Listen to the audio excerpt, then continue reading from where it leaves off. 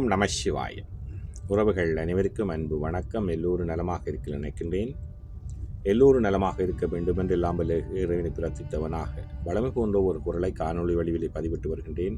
அடுத்த தலைமுறைக்கு கடத்தி செல்ல வேண்டும் என்ற நோக்கோடு அந்த வகையிலே இன்றைய தினம் நாங்கள் காண்க இருக்கின்ற குரல் 1330 குரலிலே 507வது குரலாக அமைய இருக்கின்றது. நல்லொரு குரலாகவும் நல்லொரு உரையாகவும் அமைய பெற்றிருக்கின்றது. பார்ப்போமாக இருந்தால், காதன்மை கந்தா அறிவறியார் தேறுதல் பேதமையெல்லாம் தரும். காதன்மை கந்தா அறிவறியார் தேறுதல் பேதமையெல்லாம் தரும் என்பதாக அமைந்திருக்கின்றது. அழகான 3 உரைகளிலே நாங்கள் முதலாவது உரையை பார்ப்போமாக இருந்தால், அறிய வேண்டியவற்றை அறியாதிருப்பவரை அன்புடைமை காரணமாக நம்பி தெளிதல் தெளிந்தவர்க்கு எல்லா அறியாமையும் கெடும் என்பதாக அமைந்திருக்கின்றது.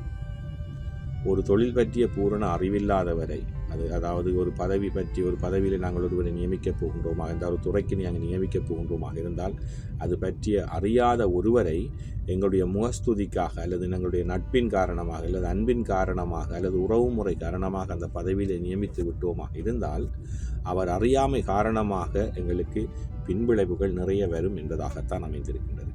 அறிய வேண்டியவற்றை அறியாதிருப்பவரை அன்புடைமை காரணமாக தெளிதல் நம்பி தெளிதல் தெளிந்தவர்க்கு எல்லா அறியாமையும் கெடும் என்பதாக அமைந்திருக்கின்றது.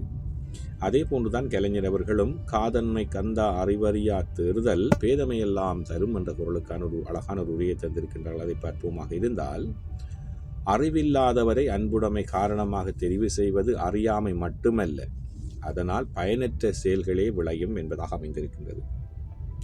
ஒரு தொழிலிலே ஒரு பதவியில் ஒருவரை நியமிக்கின்ற பொழுது அது சம்பந்தமான அதனுடைய பூரண அறிவை பெற்றிருப்பவராக இருந்தால் அந்த பதவியில் அவர் அமர்த்துவது பொருத்தமாக இருக்கும். ஆனால் அந்த பதவி சம்பந்தமாக, அந்த துறை சம்பந்தமாக எந்தவித அறிவும் இல்லாதவரை நாங்கள் நட்பின் காரணமாக அல்லது உறவு முறை காரணமாக, அன்பின் காரணமாக நியமிப்பது என்பது ஒரு பிழையான காரியம். அதனால் பல பின்விளைவுகளை, பல செயல்களை நாங்கள் சந்திக்க வேண்டி வரும் என்பதாகத்தான் அவருடைய உரையும் அமைந்திருக்கின்றது.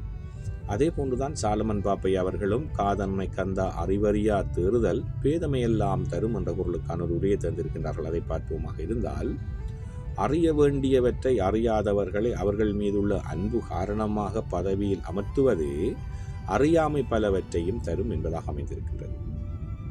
ஒரு தொழிலிலேயோ ஒரு பதவியிலேயோ ஒரு பொருத்தமான இடத்திற்கு ஒரு இடத்துக்கு ஒருவரை தெரிவு செய்கின்றோமாக இருந்தால் பொருத்தமானவரைத்தான் நாங்கள் தெரிவு செய்ய வேண்டும்.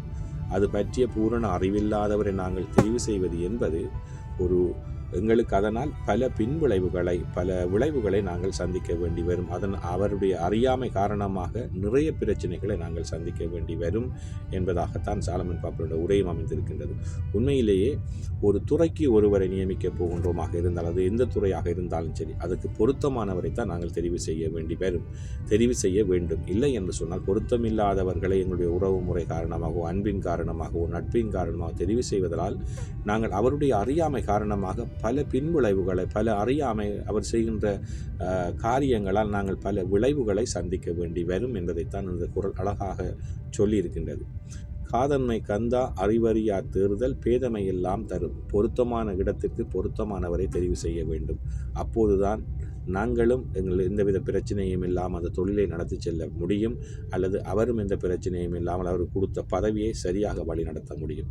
அறியாமை காரணமாக அறிவில்லாதவர்களை பொருத்தமில்லாத இடத்துக்கு தெரிவு செய்வதால் நாங்கள் பல விளைவுகளை சந்திக்க வேண்டி வரும் என்பதைத்தான் இன்றைய குரலாக சொல்லியிருக்கின்றது. நல்ல ஒரு குரலாகவும் நல்ல உரைகளாகவும் அமைந்திருக்கின்றது. அடுத்த குரலை சந்திக்கலாம். ஓம் நம சிவாய. நன்றி, வணக்கம்.